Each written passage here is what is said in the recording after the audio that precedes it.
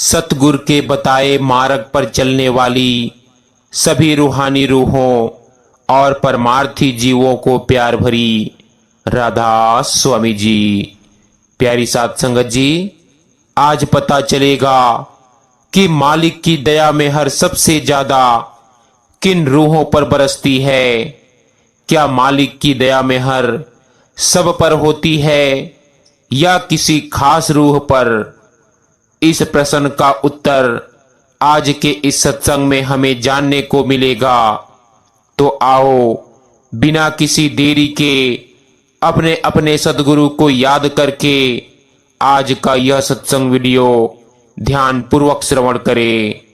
प्यारी साध संगत जी, आज के सत्संग वीडियो का विषय है दया तो है दरबार की, जो चाहे सो पावे, रांद पांच के हाथ में कैसे ओखी पावे। गुरु साहिब कहते हैं, जब आत्मा इस संसार में भटकते भटकते थक जाती है, जब ना तर्क काम आता है ना ज्ञान, तब वह पुकारती है, हे मालिक अब तेरे सिवा कोई नहीं। यहीं से शुरू होती है उस दया मेहर की अनुभूति, जो ना आंखों से दिखाई देती है ना कानों से सुनाई देती है, परंतु अंतःकरण में उतरकर आत्मा को नया जीवन दे जाती है। परंतु प्रश्न उठता है कि मालिक की यह अनमोल दया मेहर किस पर होती है, सब पर या किसी खास रूह पर? इस प्रश्न का उत्तर हम संत मत की शिक्षाओं, साखियों, अनुभवों और आत्मिक दृष्टिकोण से जानेंगे। बाबा जयमल सिंह जी कहा करते थे, जो सच्चे दिल से मालिक को पुकारता है, उस पर मालिक को मेहर बरसाने में एक पल भी देरी नहीं लगता। लेकिन क्या यह मेहर सब पर बरसती है? आइए गहराई से जाने। मालिक की दया और मेहर बिना भेदभाव के होती है, परंतु कुछ विशेष रूहें ऐसी होती है जिन पर मालिक की दया अधिक प्रकट रूप से बरसती है। दया तो मालिक का स्वभाव है, मेहर उसका नियम है, लेकिन क्या यह दया सब पर एक समान होती है? यह प्रश्न हर उस आत्मा के मन में आता है जो मालिक से जुड़ना चाहती है, जो जीवन के असली उद्देश्य को जानना चाहती है और जो जानना चाहती है कि वह मालिक की मेहर की अधिकारी है या नहीं। संत मत के अनुसार मालिक की दया तो हर कण कण में बह रही है, लेकिन जो आत्मा उस दया को ग्रहण करने के लिए पात्र बन जाती है, मालिक स्वयं उसे थाम लेते हैं।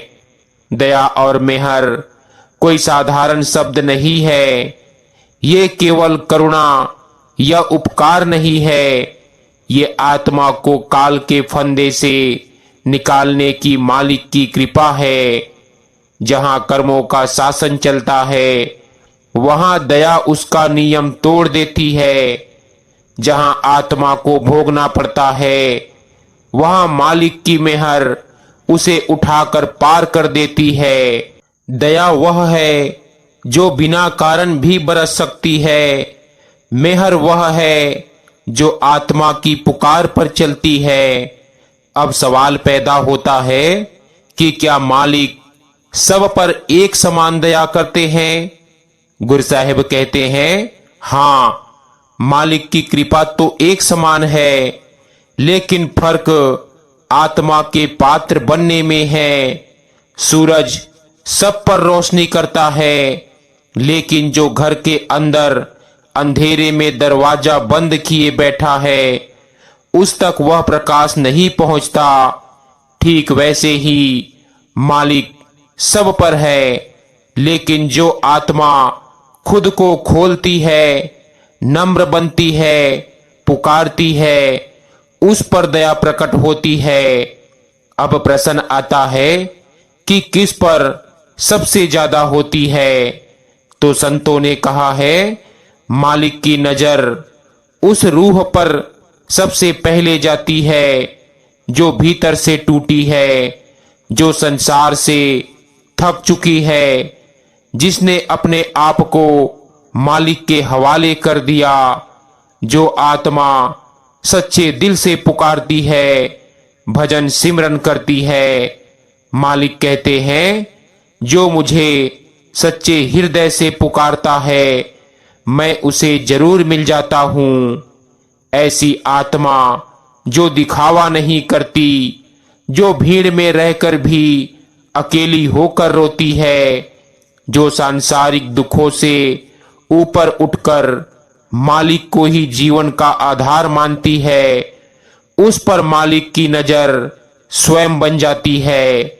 जो बार बार गिरकर भी उठती है, जो आत्मा बार बार कमजोर पड़ती है, भजन सिमरन में ढीली हो जाती है, लेकिन फिर भी गुरु से मुंह नहीं मोड़ती, वह आत्मा दया की अधिकारी है। क्योंकि मालिक को परिणाम नहीं बल्कि प्रयास प्यारा है।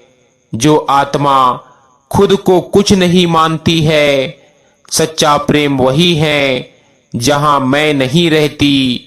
जो कहे मैं कुछ नहीं हूं मालिक, जो कुछ है बस तू ही तू है, ऐसी आत्मा अहंकार से रहित हो जाती है। और जैसे ही वह खाली होती है, मालिक उस पर अपनी मेहर भर देते हैं। जो आत्मा भजन सिमरन को जीवन बना लेती है, जो आत्मा नाम के सुमिरन में रमी रहती है, चाहे काम करते करते, चाहे सेवा करते हुए, चाहे जागते सोते, ऐसी आत्मा पर मालिक की विशेष कृपा दृष्टि होती है। क्योंकि वह मालिक को हर पल याद करती है और मालिक उसी आत्मा के पास आकर बैठते हैं जो सेवा भाव से कर्म करती है। जो आत्मा संसार में रहते हुए सेवा करती है, माँ बाप की सेवा, गुरु की सेवा, सत्संग की सेवा, गरीब की सेवा, वह आत्मा दया की पात्र होती है। क्योंकि मालिक को वह आत्मा पसंद है जो अपने लिए नहीं दूसरों के लिए जीती है। जो आत्मा टूटकर गुरु से प्रेम करती है, गुरु साहिब कहते हैं, गुरु को अपना जान लिया जिसने, उसके ऊपर मालिक की मेहर सदा बरसती है। गुरु को सिर्फ सदगुरु नहीं बल्कि मालिक का ही रूप मानकर जो आत्मा खुद को गुरु के चरणों में सौंप देती है, उस पर दया की झड़ी लग जाती है। जो संसार से ऊबी है पर आत्महत्या नहीं, मालिक को पुकारती है। गुरु साहिब कहते हैं, सत्संगों में बताया गया है कि जो आत्मा संसार से उब जाती है लेकिन आत्महत्या के बजाय मालिक की शरण लेती है, वह आत्मा सच में जाग रही आत्मा है। ऐसी रूहें मालिक की विशेष निगाह में होती है जो गलती करने के बाद पछताती है। मालिक कोई बेरहम नहीं, गलती करने पर जो आत्मा सच्चे मन से पछताती है, रातों को रोती है, सच्चे मन से कहती है, हे मालिक माफ कर दो, मालिक की दया उस पर तुरंत उतरती है। माफ करना मालिक का स्वभाव है, लेकिन सच्चा पछतावा उसकी कुंजी है। एक बार एक आत्मा गुरु के पास आई, सिर झुकाया, कुछ नहीं बोली, बस आंखों से आंसू बहते रहे। गुरु ने मुस्कुराकर कहा, जो जुबान से कुछ नहीं कहता उसकी पुकार सीधी हमारे दिल में पहुंचती है। उस दिन वह आत्मा केवल रोई, कुछ नहीं मांगा और गुरु ने उसे नाम दे दिया। यह दया है बिना बोले मिल जाना। दुनिया दूसरों की कमियां गिनती है, पर जो आत्मा अपने भीतर झांकती है, अपनी ही कमजोरियां को देखती है और सुधारने का संकल्प करती है, वह आत्मा मालिक की दया की पात्र बनती है। जो आत्मा सुख में भी, दुख में भी, हार में भी, जीत में भी मालिक का धन्यवाद कहती है, वह आत्मा मालिक के लिए प्रिय बन जाती है, क्योंकि वह मालिक के हुक्म में रची बसी होती है। गुरु साहिब कहते हैं, भाई सब दया पर है, लेकिन प्रकट उन्हीं पर होती है जो पात्र बनते हैं, जो सच्चे दिल से मालिक को पुकारते हैं, जो गिरकर भी उठते हैं, जो सेवा सिमरन समर्पण में लगे हैं, जो भीतर से रोते हैं और जो गुरु को अपना मान लेते हैं।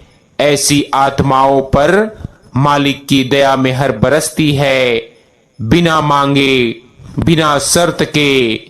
गुरु साहिब कहते हैं, मालिक की नजर केवल दिल पर होती है। जो दिल से सच्चा है, जिसके अंदर किसी भी रूप में प्रेम की ज्वाला जल रही है, जो मालिक के लिए तड़प रहा है, चाहे वो जंगल में हो या भीड़ में, मालिक उसे देख लेते हैं। गुरु साहिब कहते हैं, दिल देखे दिलबर, ना वेश देखे ना जात, जो माटी में मिल जाए वो पावे मालिक की बात। जब आत्मा कहती है, हे मालिक अब तू ही तू है, मैं कुछ भी नहीं, वहीं से दया की झड़ी लगती है। जब सारी योजनाएं फेल हो जाती है, जब इंसान खुद से सब कुछ ठीक करना चाहता है पर बार बार असफल हो जाता है, तो वह टूटकर मालिक की तरफ लौटता है। वहीं दया का द्वार खुलता है। जब आत्मा रोते रोते सो जाती है, सत्संगों में कई बार कहा गया है, जब कोई आत्मा मालिक को याद करते करते सो जाए तो मालिक उसे थाम लेते हैं। ऐसी रूह को जगाते हुए नहीं, नींद में मालिक की बाहों का स्पर्श मिलता है। संत मत में गुरु को दया का जीवंत स्वरूप कहा गया है। मालिक तो निराकार है, लेकिन गुरु उस निराकार की मूर्त बनकर हमारे बीच आते हैं। जो आत्मा दया की पात्र होती है, उसे मालिक गुरु के चरणों तक पहुंचा देते हैं। फिर चाहे वो आत्मा पाकिस्तान में हो या जंगल में हो, जेल में हो, गुरु खुद वहां पहुंच जाते हैं। एक आदमी जो उम्र भर जुर्म करता रहा, हत्या, चोरी, नशा सब किया, आखिर जेल की कोठरी में बंद हुआ। एक रात वहां बैठे बैठे रोते हुए बोला, मालिक तू मुझे माफ नहीं करेगा, जानता हूं, फिर भी तू ही तू है मेरे पास। उसकी आंखों से आंसू बहते रहे। उस रात उसे सपने में एक दरवेश मिले। उन्होंने कहा, अब तेरा हिसाब पूरा हुआ, अब तुझे नाम मिलेगा। और कुछ महीनों बाद उसे जेल में ही नामदान मिला। यही मालिक की दया है। तू चाहे जहां हो, मैं तुझे वहीं आकर थाम लूंगा। अब जरा सोचिए, क्या दया एक बार मिलने के बाद कभी छीन सकती है? गुरु साहिब कहते हैं, हाँ, जब आत्मा अहंकार, द्वेष और मायाचारी में उलझ जाती है, जब सेवा दिखावे की हो जाती है, जब सिमरन केवल गणना बन जाता है, तो दया सिर से हट जाती है। लेकिन जब वह आत्मा फिर टूटकर गुरु के पास आती है, तो गुरु फिर से उसे थाम लेते हैं। चाहे कितनी भी गलती हो, जब पश्चाताप सच्चा हो तो गुरु पीछे नहीं हटते। संतों ने स्पष्ट किया है, दया उन पर नहीं होती जो दूसरों को नीचा दिखाते हैं, जो मैं भक्त हूं तू पापी है का भाव रखते हैं, जो सेवा करके उसका घमंड पालते हैं, जो गुरु को जज करते हैं। ऐसी आत्मा की भक्ति भी मालिक को नहीं भाती, क्योंकि मालिक को पवित्रता, नम्रता, भोलापन पसंद है, ना कि चालाकी और ढोंग। एक आत्मा जिसने सच्चे मन से मालिक की दया को पाया है, वो दूसरों को नीचा नहीं समझती, सेवा को सौभाग्य मानती है, हर हालात में मालिक को धन्यवाद कहती है और अपने आप को सबसे छोटा मानती है। जो अपने को तुच्छ समझे वही मालिक का प्यारा है। हमें कभी कभी लगता है कि हमने कुछ नहीं किया, ना सेवा ना सिमरन, फिर भी मालिक की कृपा मिल रही है। ये कैसे? क्योंकि हो सकता है हमने पिछले जन्मों में पुकारा हो, या माँ बाप की कमाई हो, या किसी संत की दुआ हो। दया का आधार केवल कर्म नहीं, मालिक की मर्जी भी है। जो उसका हो जाता है, मालिक खुद उसके लिए कानून बदल देता है। मालिक की दया की सबसे बड़ी पहचान है नामदान। नाम वो रस है जो आत्मा को काल के घेरे से बाहर निकालता है। जो आत्मा सच्ची प्यास लिए गुरु के पास जाती है, भले ही वो अनपढ़ हो, भले ही वह संसार में बदनाम हो, गुरु उसकी आंखों में अगर पुकार देख ले तो उसे नामदान दे देते हैं। मालिक की दया बिना भेद के होती है, लेकिन मिलती उसे है जो उसे अपनाता है। गुरु उस दया का जरिया है। नामदान सबसे बड़ी दया है, और यह सब केवल उन्हीं को मिलता है जो सच्चे दिल से मालिक को पुकारते हैं। संतों ने प्रेमी की बहुत सुंदर परिभाषा दी है। कहते हैं, प्रेमी वो नहीं जो गीत गाए या ताली बजाए, प्रेमी वो है जो भीतर सदा रोता है मालिक के लिए। सच्चा प्रेमी गुरु की निंदा सुनकर दुखी होता है, मालिक से दूरी को अपने सबसे बड़ी पीड़ा मानता है, कभी कभी हंसते हुए भी भीतर रोता है। ऐसी आत्मा पर मालिक की मेहर सांसों की तरह लगातार बहती है, क्योंकि सच्चा प्रेमी मालिक को भूख की तरह चाहता है, सेवा करता है पर नाम नहीं लेता, सिमरन करता है पर गिनती नहीं करता, अपने हर कर्म को मालिक की कृपा मानता है। उसके जीवन का हर कार्य एक प्रेम पत्र होता है मालिक के नाम। और जब आत्मा इस हद तक जुड़ जाती है तो मालिक उस पर दया रोक ही नहीं पाते। गुरु साहिब कहते हैं कि भाई, अब बात थोड़ी गहरी है कि हम सब आत्माएं काल की कैद में हैं। यह देह, यह जन्म मरण, ये दुख सुख सब काल का खेल है। पर जब मालिक की दया से आत्मा गुरु के चरणों तक पहुंचती है और गुरु नाम का बीज बोते हैं, तो वो आत्मा धीरे धीरे इस काल के जाल से बाहर निकलने लगती है। अब गुरु साहिब कहते हैं, भाई सेवा क्या है? सेवा वो सोना है जिस पर मालिक अपनी मुहर लगाते हैं।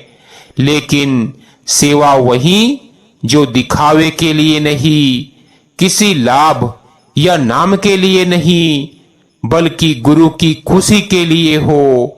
सेवा करे जो प्रेम से उसके सिर पर मेहर बसे। अब कहते हैं कि सिमरन क्या है? सिमरन आत्मा की सांस है। जिसने नाम को स्मरण में बसा लिया, उस पर काल की पकड़ ढीली हो जाती है। जो प्रेम से सिमरन करता है, उसके सिर पर मालिक की हथेली होती है। जब आत्मा अपनी इच्छा, अहम, प्रयास सब छोड़ देती है और कहती है, जो कुछ भी हो हे मालिक तेरी मर्जी से हो, वह क्षण मालिक की दया का चरम बिंदु होता है। गुरु साहिब कहते हैं, हम तो कब से तुम्हारी दया बरसाने को तैयार बैठे हैं। बस तुम अपने घड़े को उल्टा करके आ जाओ। एक बार एक चमार था, जो ना तो पढ़ा लिखा था, ना उसे पूजा पाठ आता था, पर हर रोज वो सूरज को देखकर कहता, हे राम तू बड़ा है, मेरा कुछ नहीं, सब कुछ तेरा। लोग उसका मजाक उड़ाते, पर वह रोज यही दो वाक्य कहता। एक दिन गांव में एक संत आए। उन्होंने उस चमार को देखा और उसकी आंखों में चमक देखी। संत बोले, तू अपने वचन में इतना सच्चा है कि मालिक ने तुझे चुन लिया है। आज से तुझे नाम मिलेगा। और उसी दिन वो चमार नामदान पाकर भजन सिमरन की राह पर चल पड़ा। यही दया है, बिना ग्रंथ, बिना तालीम, बिना दिखावे, केवल सच्चे भाव पर कृपा। अब हमारे मन में यह सवाल पैदा होता है कि क्या प्रेमी पर कभी संकट नहीं आता? आता है, लेकिन उसका अंतर यह होता है कि सामान्य आत्मा संकट में घबरा जाती है, पर सच्चा प्रेमी उसी संकट को गुरु की परीक्षा मानती है। वह कहती है, मालिक तू मेरी परीक्षा ले रहा है, मैं पास होकर दिखाऊंगा। और ऐसी आत्मा संकट में भी मुस्कुराकर मालिक को धन्यवाद कहती है। देखो, ज्ञानी किताबें पढ़ता है, बहस करता है, लेकिन प्रेमी चुप रहता है और रोता है। ज्ञानी मालिक को समझना चाहता है, प्रेमी उसे बस अपनाना चाहता है। इसीलिए संत कहते हैं, ज्ञान से नहीं प्रेम से मिलता है मालिक। सच्चा प्रेमी मालिक की सबसे बड़ी दया का अधिकारी होता है। गुरु आत्मा को काल के पंजे से निकालकर उसे नाम के जरिए मुक्त करते हैं। सेवा, सिमरन और समर्पण, ये तीन सीढ़ियां हैं दया को स्थायी बनाने की। और प्रेम वो दीपक है जिससे आत्मा मालिक को बिना देखे पहचान लेती है। गुरु बाहर से देखते हैं साधारण मनुष्य जैसे, पर उनके भीतर की दृष्टि आत्मा की गहराई में जाकर देखती है। कौन रूह किस जन्म से पुकार रही है, कौन अब थक चुकी है, कौन सच्चा समर्पण में है, कौन केवल बाहरी आडंबर में है। गुरु कहते हैं, हम तेरा चेहरा नहीं तेरे दिल की रोशनी देखते हैं। इसीलिए कई बार हमें लगता है कि कोई व्यक्ति भक्ति में नहीं, पर गुरु उसे अपनी रहमत से नवाज देते हैं, क्योंकि वह भीतर से चुपचाप रो रहा होता है। जब आत्मा को नाम मिलता है तो उसकी यात्रा शुरू होती है, पिंड से ब्रह्मांड, ब्रह्मांड से पार ब्रह्म और फिर सचखंड तक। पर यह मार्ग सरल नहीं। यहाँ काम क्रोध का तूफान आता है, माया मोह की आंधी चलती है और काल का भय भी रास्ता रोकता है।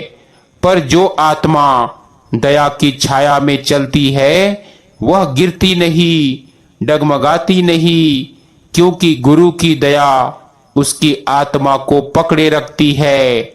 जो आत्मा नियमित सत्संग सुनती है, सेवा को अपना सौभाग्य मानती है, सुमिरन को सांसों में बसा लेती है और हर स्थिति में मालिक की मर्जी को स्वीकार कर लेती है, उसकी यात्रा सचखंड तक पक्की हो जाती है। काल आत्मा को डराता है, वो कहता है तेरे पाप बहुत हैं, तू नहीं बचेगा। लेकिन जब आत्मा नाम में जुड़ जाती है तो मालिक की दया उसे काल से ऊपर कर देती है। एक संत की वाणी है, कहते हैं काल डराए नाम बचाए, सुमिरन करे जो लाज बचाए।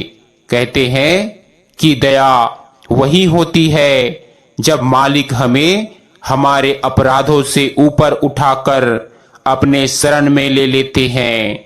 जब आत्मा बार बार गिरती है, भजन में मन नहीं लगता, सेवा में थकावट महसूस होती है, सत्संग सुनते हुए भी ध्यान भटकता है, तब वह कहती है हे मालिक अब मुझसे नहीं होगा, तू कर ले।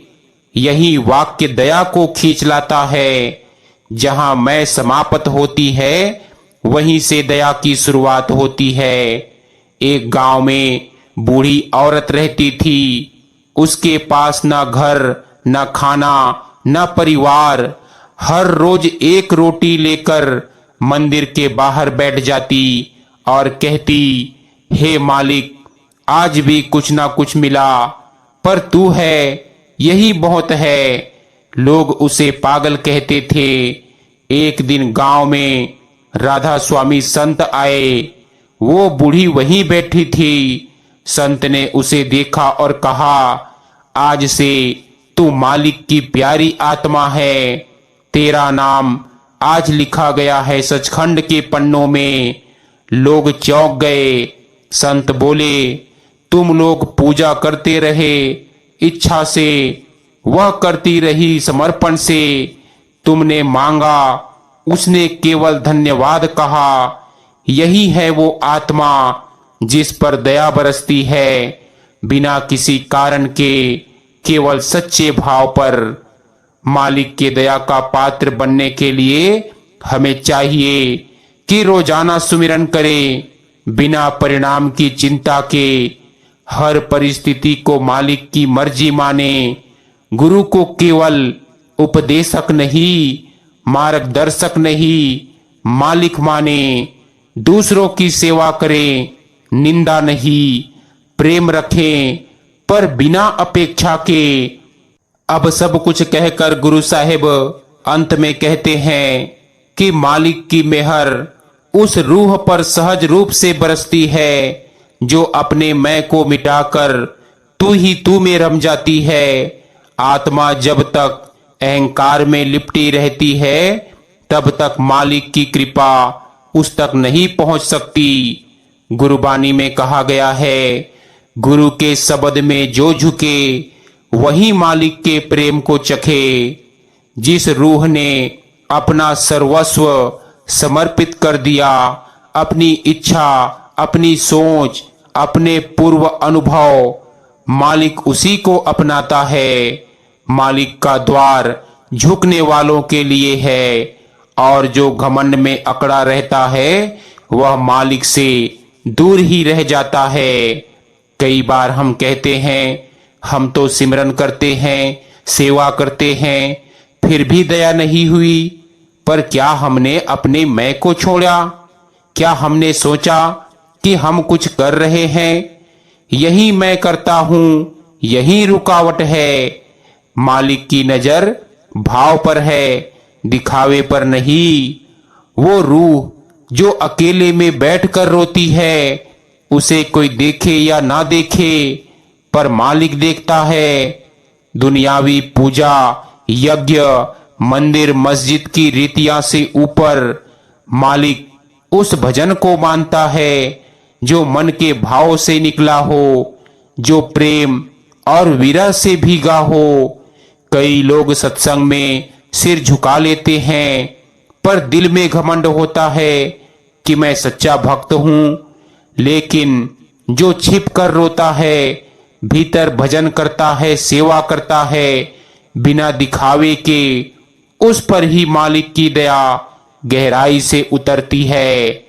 मालिक की दया सब पर है, लेकिन जो केवल दिखावे के लिए भजन करते हैं वह उस दया की प्राप्ति नहीं कर पाते, क्योंकि उनकी आत्मा छली हुई है। वे खुद को और मालिक दोनों को धोखा देने का प्रयास करते हैं। गुरु अर्जुन देव जी ने कहा है, मालिक अंतर देखता है, सतह नहीं। वह जानता है कि रूह सच बोल रही है या सिर्फ दिखावे कर रही है। ऐसे लोग जो भजन करते हैं पर मन में काम, क्रोध, लोभ, मोह और लालच को संजोए रखते हैं, वो सतगुरु की दृष्टि से वंचित रह जाते हैं। मालिक की निगाह में सब समान है, हिंदू, मुस्लिम, अमीर, गरीब, ज्ञानी, अज्ञानी। वह केवल आत्मा देखता है। पर यह भी सत्य है कि जो सच्चे मन से पुकारते हैं उनके ऊपर मेहर ज्यादा प्रकट होती है। भेद मालिक नहीं करता, पात्रता आत्मा की बनाती है। मालिक खुले हृदय से दया करता है, पर आत्मा की अवस्था उस दया को पकड़ती है या छोड़ देती है। कई रूहें इतनी भोली होती है कि उन्हें धर्म का गहरा ज्ञान नहीं होता, परंतु उनका हृदय कोमल, निर्दोष होता है। वे मासूमियत से मालिक को पुकारते हैं और मालिक उनकी हर मासूमियत पर रीझ जाता है। गुरु नानक देव जी ने कहा था, जिसके भीतर छल ना हो वही मालिक का प्यारा। ज्ञान नहीं, भाव जरूरी है। किताबों की विद्वता से ज्यादा आंखों से बहता आंसू मालिक को भाता है। गुरु जिनसे जो कहते हैं वे बिना तर्क किए उस पर चलते हैं। ऐसी आत्माएं मालिक की दया की पात्र बनती है। उदाहरण के लिए गुरु कहते हैं, प्रातः काल में सिमरन करो। यदि आत्मा तर्क करती है, क्यों, क्या फर्क पड़ेगा, तो वह प्रेम से दूर हो जाती है। लेकिन जो कहे गुरु ने कहा है तो करूंगा, उनकी श्रद्धा ही उस पर दया को बरसाती है। गुरुमुख वचन मान जो चले, पर उस पर दया ही सदा जले। मीराबाई कहती है, पिया मिलन की आस निंदिया पावे ना। कबीर साहिब कहते हैं, जब मैं था तब हरि नहीं, अब हरि है मैं नहीं। इन संतों पर मालिक की दया इसीलिए हुई क्योंकि उन्होंने स्वयं को मिटाकर मालिक में रम जाना सीखा। रूहें बार बार गलतियां करती है, पर हर बार खुद को सुधारने की कोशिश करती है। जिनकी पुकार में छल नहीं, उन्हीं पर मालिक की दया बरसती है। सो गुरु प्यारी सत्कार योग साध संगत जी, आज का यह सत्संग हमारा यहीं समाप्त होता है। मिलते हैं एक नए सत्संग वीडियो के साथ। विनती है कि सत्संग वीडियो को ज्यादा से ज्यादा सत्संगी भाई बहनों के साथ शेयर भी जरूर कीजिएगा, ताकि उनको भी सत्संग वीडियो का पूरा लाभ प्राप्त हो सके। राधा स्वामी जी।